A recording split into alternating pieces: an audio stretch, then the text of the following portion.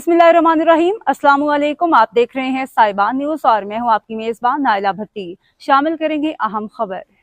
रुख करते हैं सियालकोट का, जहां अंजुमन तुलबा इस्लाम सियालकोट के ज़रिए एहतमाम फलस्तीन के हक में एहतजाजी रैली निकाली गई, जिसकी क़यादत मलिक हसन ऐवान नायब नाज़िम पंजाब ने की। और रैली में शुरका इंडिया मुर्दाबाद, फलस्तीन मुजाहिदीन जिंदाबाद, पाक फौज जिंदाबाद के नारे लग रहे थे।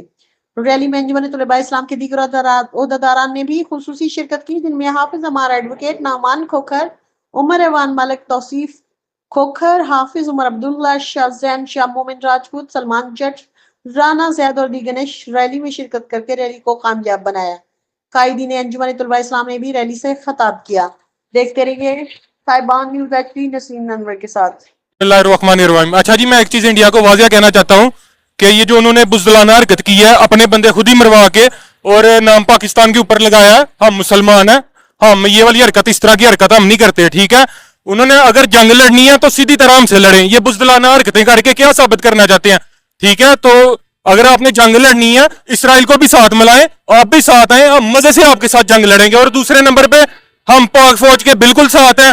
आज हमारा ये रैली का प्रोग्राम फलस्तीन भाइयों के साथ इज़हार यकजहती के लिए हम सब ये यहाँ इकट्ठे हुए हैं और हम ये पैगाम देना चाहते हैं इंडिया को और इसराइल को कि उन्होंने ये अपनी साजिश के तहत उन्होंने इंडिया में कुछ अपने बंदे मरवा के और पाकिस्तान के ऊपर ये इल्ज़ाम लगाया है।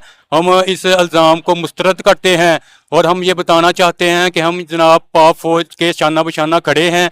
और इंडिया को जो इससे पहले भी उनके साथ जितनी जंगें हुई हैं और पाकिस्तान ने बताया है कि उनकी क्या औकात है, इंशाल्लाह इस बार भी हम उनका नामो निशान गज़वा हिंद लेके कामयाब हो के हम बताएंगे इंशाल्लाह उनको।